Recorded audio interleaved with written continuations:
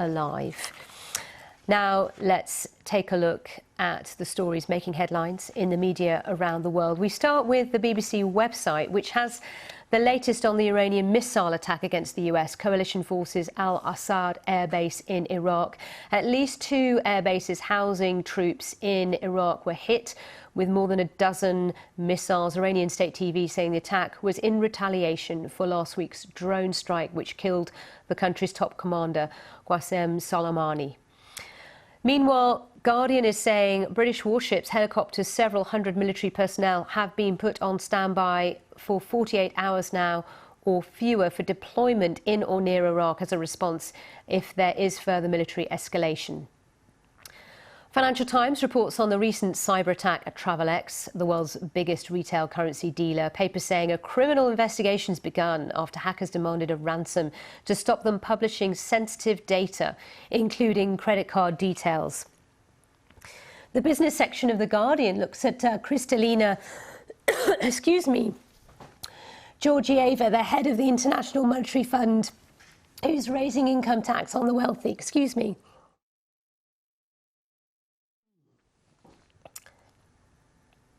Just checking I've got my voice. I don't think I have. So I'm going to introduce Stephanie Hare,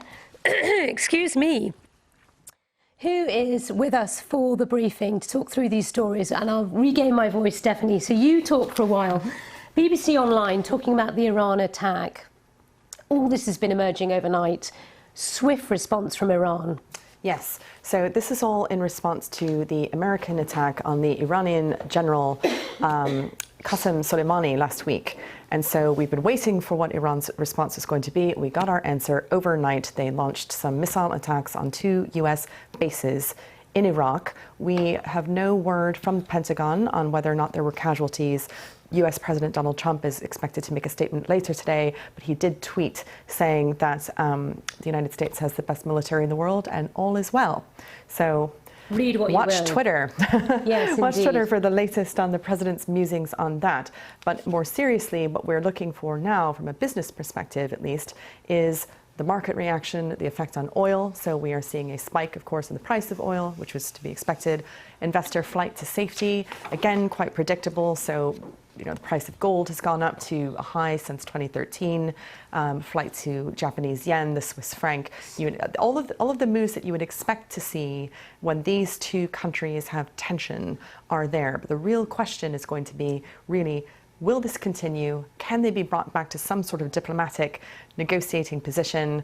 What is going to happen with Iraq, of course, because there was a big discussion over the weekend as to whether or not the United States would be withdrawing its troops. A letter had been sent in error by the US Department of Defense.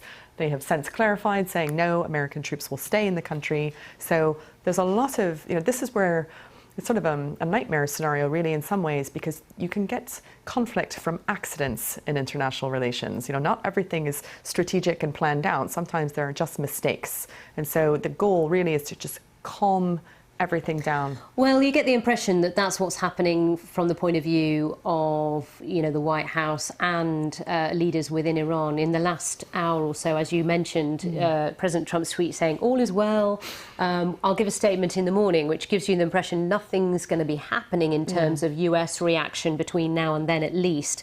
But also the Iranian Foreign Minister, Javad Zarif, tweeting as well. So taking to Twitter as well, Iran took and concluded proportionate measures in self-defense. And there's more detail there, but he says, we do not seek escalation of war, but will defend ourselves against any aggression. So both sides seemingly trying to calm down things a bit, do we think? Yes, and I think, there's going to be back channels. So we've got, obviously, the European powers who had helped broker the 2015 Iran deal will have their view on it. We know that there's always the Swiss diplomatic channel between the 2 countries. So no one's going to want the nightmare scenario, which of course would be an open, all-out war. And definitely not the president when he's got an election to win, at the end of the year. The question is, what does success look like for both the United States and Iran? So Iran would like to see the United States out of Iraq, for instance, and, really to seek retaliation or justice, if you will, for what just happened with their most esteemed general.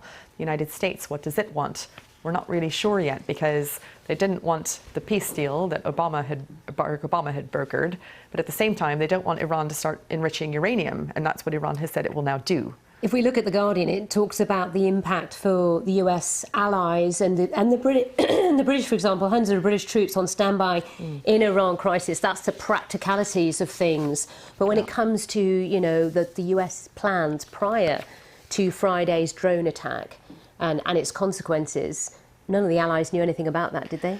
No, none of the allies knew anything about it. And that's, of course, the big question is, again, the US calculus might be that they would expect to see their traditional allies support them in any sort of moves towards Iran.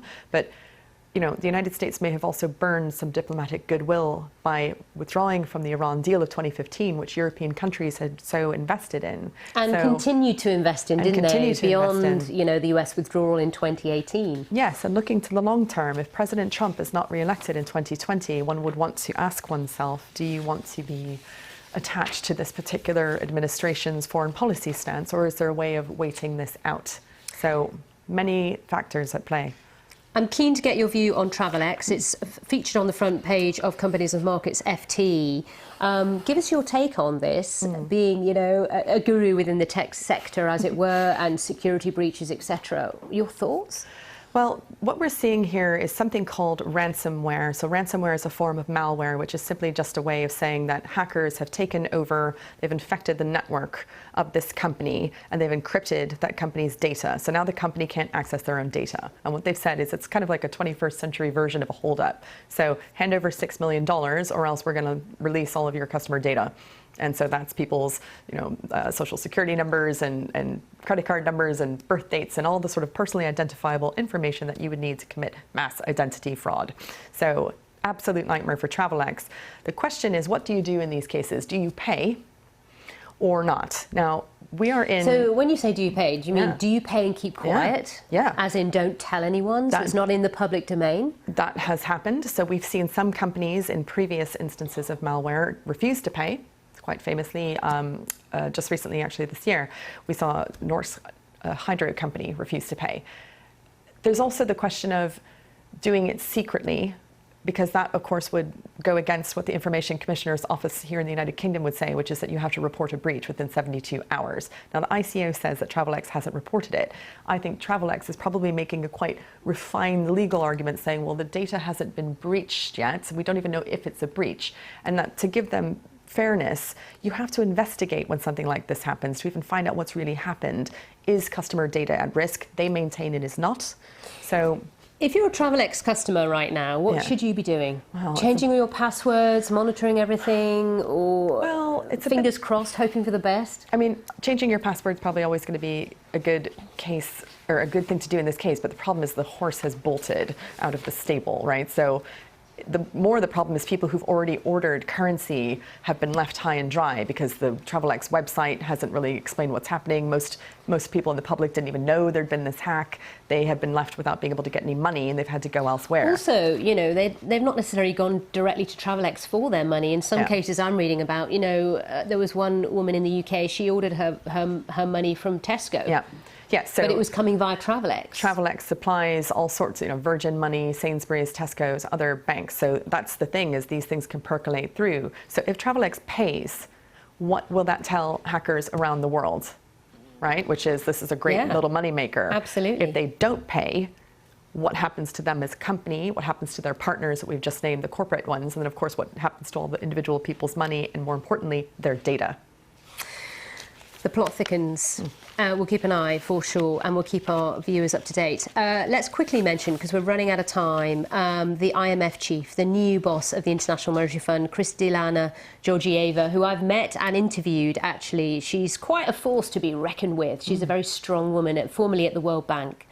She's saying higher taxes on the wealthy to cut inequality. This can be done, it can be managed well, and it's a way of solving a crisis worldwide that's causing social unrest in many countries. Yes, in a way today's news briefing feels like a bit of a 1990s redux, because back in the 1990s we had the Washington Consensus, which was something called trickle-down economics. So don't tax the rich, let them spend, let them invest, and everybody else will somehow... philanthropists as well. Yes, exactly, let it benefit. So, who did this actually benefit? Of course, we now have the 1% who have amassed massive fortunes and massive inequality around the world that's along gender lines, class lines, etc. We've run out of time, which is such a shame, but I have got my voice back, which is great, given what I do and what I have to do in the hours ahead. Thank you for your company. We'll see you again soon. Bye-bye.